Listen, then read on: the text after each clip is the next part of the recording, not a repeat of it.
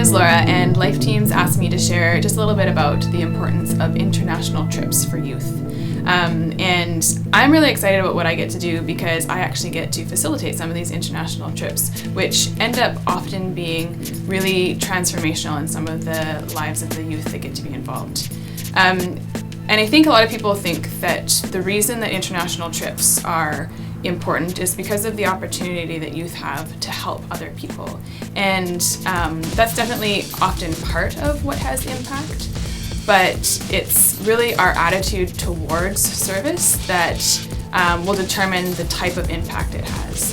So if you go into a trip like this with the idea that you're going to help someone, and your definition of poverty is really centered around a lack of things, you're going to build your trip around providing whatever it is that you think is lacking. So essentially doing something for somebody else. And inadvertently you can end up reinforcing some of these really unjust power dynamics that I believe are actually at the core of poverty itself. For example, if your trip is built around the idea that you're going to go and build a well because there's a lack of water, and you go and do this for the people there, you are very much set up as the giver and they're very much set up as the receiver. The giver is inherently a much more powerful position and the receiver is less powerful, and so there's this difference in how we see each other and how we view each other as people.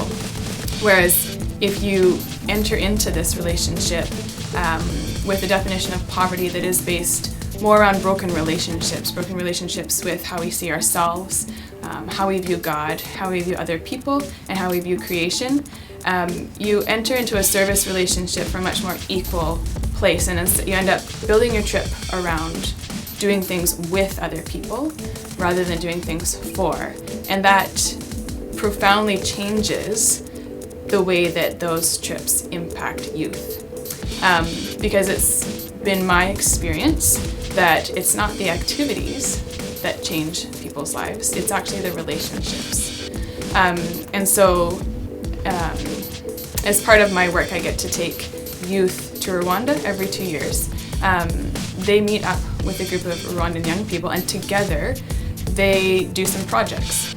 So it's not us going there to do stuff for people, it's us going there to work with people. And it's in these relationships that our youth start to see our Rwandan friends as people. Before our youth go to Rwanda, often the only image they have of a Rwandan is a face on a charity commercial or statistics that they've learned about poverty.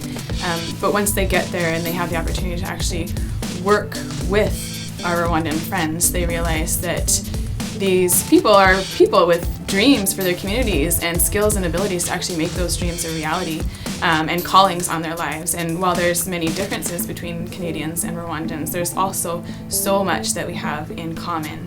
And we have the opportunity to actually enter into the work that God is doing in the world around us together.